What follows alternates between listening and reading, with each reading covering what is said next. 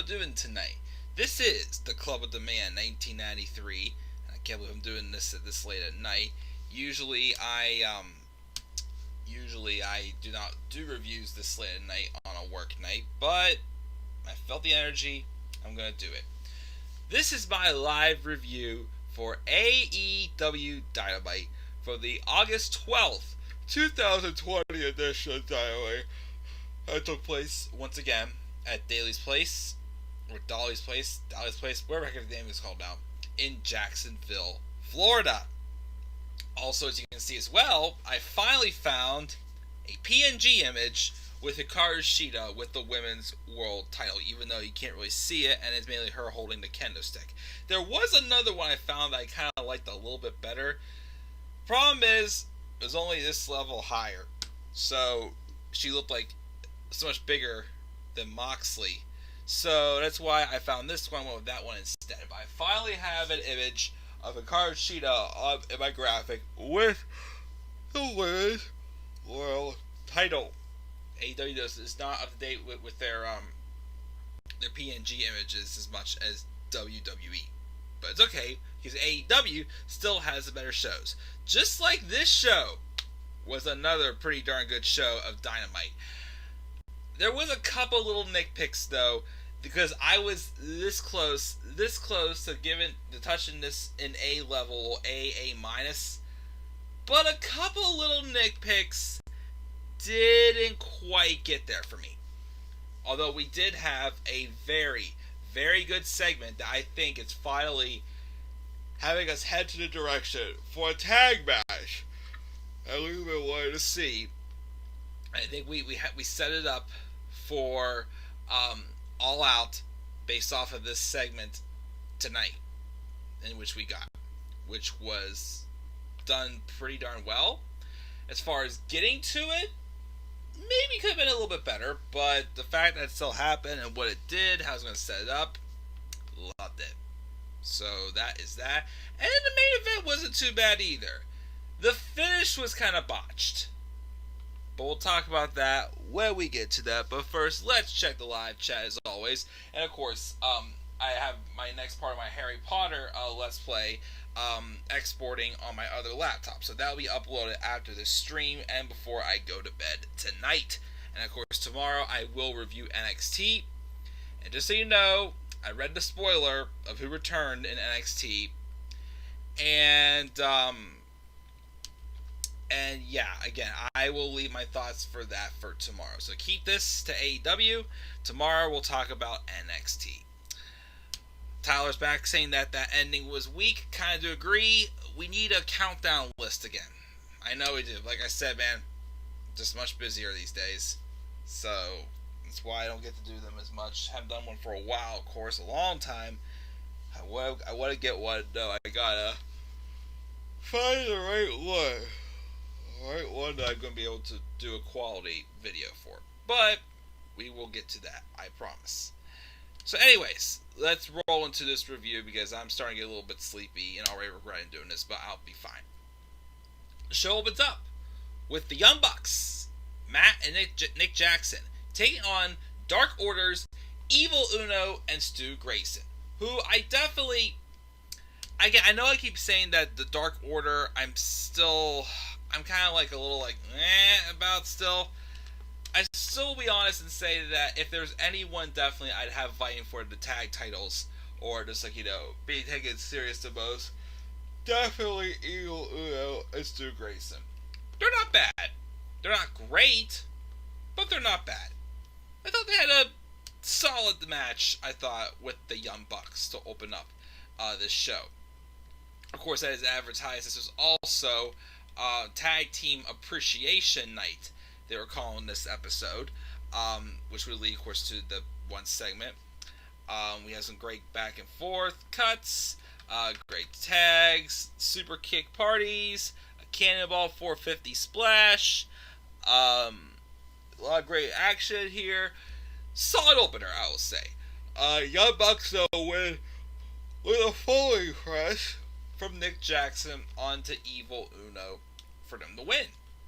Even though there's two members of the Dark Order, I think Alex Reynolds, and I can't remember who it is, the next week are going to be challenging the Elites, Kenny Omega and Hangman Adam Page for the AEW World Tag Titles.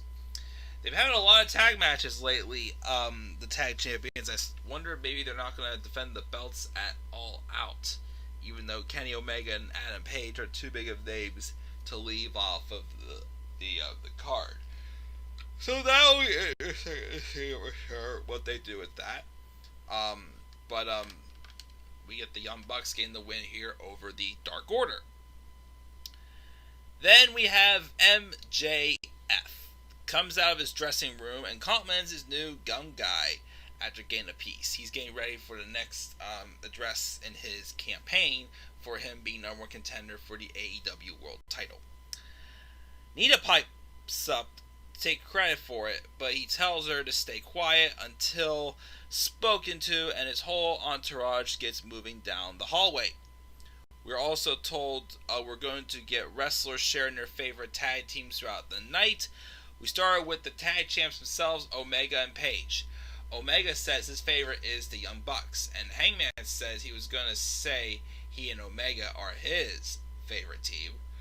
And then we have MJF come out with his entourage, get into the ring, a red carpet rolled up and to the podium set. He implores us some hashtags before he gets on Nina for not smiling enough, before passing the floor to her, showing us his polling numbers, wherein he wins 500% of the vote and Jon Moxley wins a mere negative 1,000%. But it's not about numbers. There's more important things on the docket, and he cares about our well-being. He's calling Moxley Dictator John, made it abundantly clear he doesn't care about us because he's not here. But MJF says he'll be here. Moxley is in uncharted territory. He's not used to dealing with someone more talented than him, or who will happily look up at the lights on him. But he wants to make him feel comfortable enough to show up at his job, so he has some of his boys move the podium and lays down in the middle of the ring since Moxley loves the ring. He asks, is Moxley in his comfort zone yet? He didn't start this campaign because of him, but because this company deserves quality leadership. And although Mox may be a great wrestler, he ain't no leader. He's just a rabid dog chasing cars, and he wouldn't know what to do with one if he caught it. But the problem is he caught the best car on earth, the AEW title. But if he wants to prove Moxley wrong, maybe it's time to fork the keys over, and why wait until All Out? Everyone watching deserves better. So all that trash talking came back to bite him because Jon Moxley's music begins to play. And MJF sits up and he starts losing his mind. He did not expect Moxley to show up. So he basically tells everyone, that he knows that that Moxley comes down through the through the crowd in his entrance. He comes out from anywhere. So he orders them all to basically go into the crowd and block off all the entrances. Well, Moxley, playing smarter, he enters through the entrance tunnel, goes down to the ring. Nobody else saw him come in, except, of course, for the audience and us. So he gets in the ring, and he just hits a northern lariat and starts beating the crap out of MJF, including the paradigm shift. He also shoved the podium over into MJF as well, and, of course, he leaves where everybody can get back and attack him. But he goes back behind the stage, and he gets on the mic and says this doesn't leave them even, but it's far from it. They won't be until he teaches him a painful lesson in humility at All Out. So the match is pretty much official. We have Moxley, who of course was attacked with the world title last week during his match with Darby Allin, and obviously he knows that MJF is trying to bully his way into being AEW World Champion, which I still think he's gonna win it. Again, I've liked Moxley's reign as champion, but I think it's MJF's turn now. And I just like what he's doing with campaigning and stuff, just to get him to generate more heel heat on him, because he's just that darn good at being an asshole. So, great segment for sure there, the campaign. And again, I'm looking forward to seeing what MJF and Moxley can do at All Out. I like this segment too. Matt Hardy is backstage being interviewed. He's not going to be medically cleared for 10 days, but he's alive and he's been seeing red since last Wednesday. He wants to make Sammy Guevara bleed, and on next week's delayed episode of Dynamite, because next week starts yet where the episodes are not going to be on Wednesday nights temporarily. They're going to be kind of moving all over the place because of the NBA playoffs. So next episode of Dynamite is actually on Saturday, August 22nd at 6 o'clock p.m. So we have like a week and a half until the next episode of Dynamite. Interesting. So, he's gonna, on the next episode of Dynamite, he's gonna be there to kick Sammy's ass. And he's gonna stick around tonight and beat his ass if he can. And then he sees a dude walking around that has a strange resemblance of Sammy Guevara. So he goes over and he starts attacking the guy, thinking that it's Sammy, but it ends up being referee Mike Posey. Which, of course, it's showing that Matt Hardy, even though he's kind of like, let go of his other gimmicks, it's kind of maybe like, just randomly, like, spurting them out here and there, when we least expect them. Basically, so that way we don't know what is coming by the appearance or what of Matt Hardy. Which I like. It's something a little bit different for him. I know a lot of people weren't big fans of him saying that he was going to stop using some of his gimmicks and whatnot. And,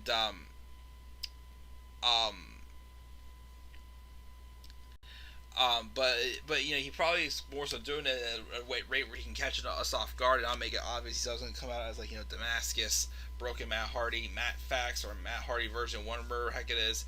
He obviously wants it to kind of like, just come out, however. But I look forward to seeing what he does with him and Sammy. I'm sure they're going to have a match at All Out. Should be pretty good. I'm still kind of hoping Sammy gets the victory. He used a nice victory over Matt Hardy. I think it would work. We also had a really good TNT Championship match with Cody Rhodes and Scorpio Sky. Again, Scorpio Sky is definitely the one member of a tag team right now that I think definitely of all, like, tag teams, besides, like, Omega and Page, who are natural single stars, Scorpio Sky definitely has a ton of potential as a single superstar. And I think this opportunity for him was excellent. Even if they did this on pay-per-view and saved it for it, would have been awesome as well. But that was not the case. Cody Rhodes eventually wins with the Crossroads to retain. But after the match, Mr. Brody Lee gets on the Tron holding the old unfinished TNT Championship, which, of course, if I didn't mention, Cody Rhodes actually brought out the finished TNT Championship belt that didn't get to be finished when it was first came out back at Double or Nothing because, well, obviously stuff with the virus is going on, so they weren't able to get it then, but they finally got it. But Mr. Brody Lee comes out holding the original championship, and he says the Elite has been dispatched, and on Saturday Cody is going to get the respect put on his name and the Dark Order's name as he takes the title off his hands and gives him unfinished one back. Tick-tock, Cody, time is up. Could be a good match for next episode of Dynamite. Cody Rhodes and Brody Lee. Not opposed to Brody Lee winning the TNT Championship there. I think if they're definitely going to give him something more to do, elevate him more, give him the TNT Championship. I think it'll work. I mean, I'll actually be rooting for Brody to win that match. I want to see him win it. But excellent stuff from the TNT Champion. A good way to set up for the match with Cody Rhodes and Brody Lee. I'm looking forward to that. Private Party says the Hardy Boys are their favorite tag team of all time. And then we get Hangman Adam Page and Kenny Omega taking on Jurassic Express's Jungle Boy, Jack Perry, and Luchasaurus for the World Tag Titles. Another good match. I'm surprised we didn't get another tease of the Kenny Omega heel turn. I really thought we were, since this was kind of where the tease began when they took on Jurassic Express. They pushed to the limit, but I thought they pushed it to the limit again. Powerbomb. Luchasaurus got dumped to the floor. And we also had a nice powerbomb from Jungle Boy onto Luchasaurus. Kenny Omega hit a Tope Con Giro and threw Jungle Boy back inside, where Page hits the Terrio powerbomb. And then they retained it, though, hitting the last call. And they retained the titles. So, once again, I don't know who's going to be taking the titles off of Omega and Page. Maybe at this point, maybe FTR. But I'm still hoping to see FTR and the Young Bucks at at All Out. Again, they could have the winner gets a future world title shot for the tag titles. So might be a case. We'll have to wait and see. But of course, we'll get to that segment in just a minute. Actually, we're going to be getting there after one more message. Santana and Ortiz were in a bathroom somewhere. They got a sweet deal on Trent's mom's car tires, and they dump out their gear from the car, and they dump bleach all over it and say they will not apologize. So now they're continuing to ruin best friends' things. Butcher and the Blade then picked the Road Warriors as their favorite tag team of all time. And then we had, in my opinion, the segment of the night. FTR, the Young Bucks, the Rock and Roll Express, and the Brainbusters are in the ring for a tag team appreciation night. The Bucks talk up Rock and Roll as the original Young Bucks, who they were inspired by. They gave the mic to Rock and Roll Express, and FTR get on their mic. They admit to being marks for Arn and Tully, and say it's because they get to make a living in the sport of pro wrestling. Cash Wheeler talks about how he loves his wife and daughter and thinks the vets in the ring for him get this opportunity in the lifetime he never had. Ricky Morton talks about, from the Rock and Roll Express, talks about how he watches Dynamite every week and he hasn't seen so much chemistry as FTR have since Tully and Arn. But then you come to the Young Bucks, and for 15 years they've dominated tag team wrestling just like he and Robert did.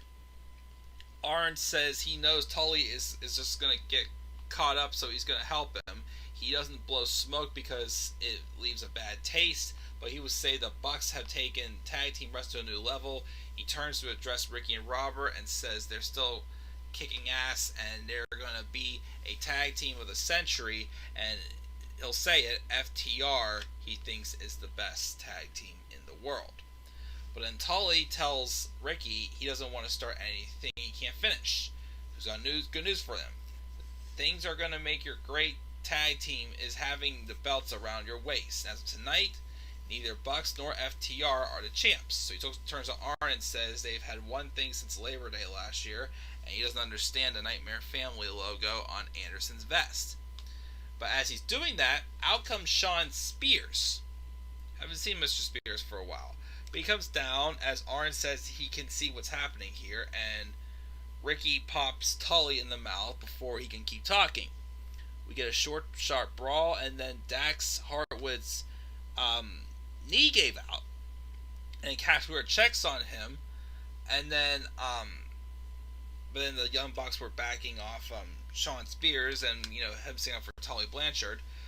But then it was all a trick because FTR clobbers Robert with the brace, and they hit a spike pile driver on Ricky Morton, turning heel in the process and just firing the shots. They bailed from the ring, and of course, the Young Bucks basically is like, what was your problem with that, whatnot.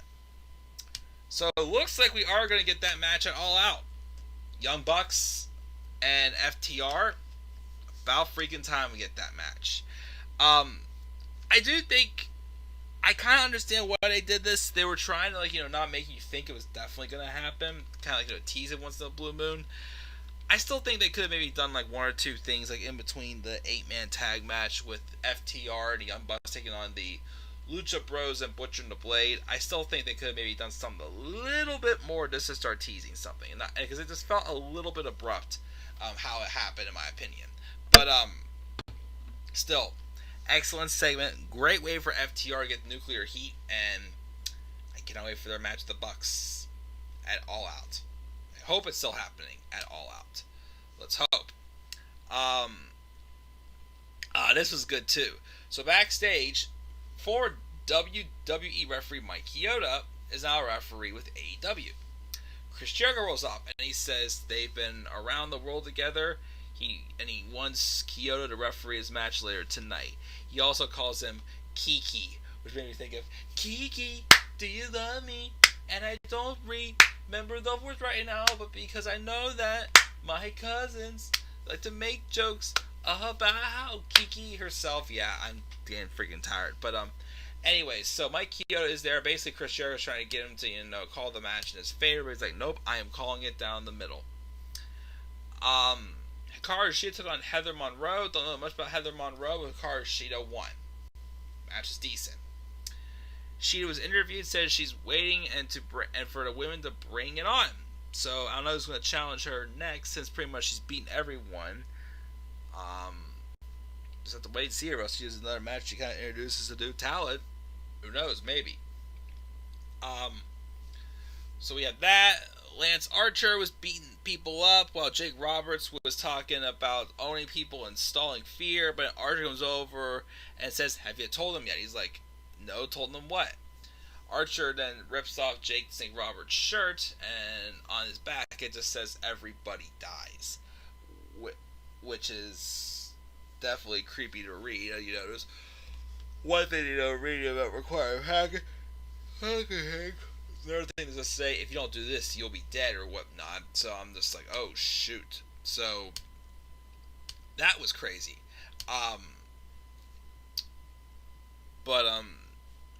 So we have that segment. We have this women's tag team cup tournament going on that I have not been paying attention to, but next week on Dynamite we will get the finals of that tournament. And then we're informed, of course, that for the main event, Best Friends of Inner Circle are banned from ringside. And then we had the main event, the rematch between Chris Jericho and Orange Cassidy, with a $7,000 obligation. If Jericho would win, Orange Cassidy had to pay $7,000 towards Jericho's jacket. I'm sorry, I'm starting to get tired. I thought this was a good match. I still think that Orange Cassidy had better chemistry, though, with Pac.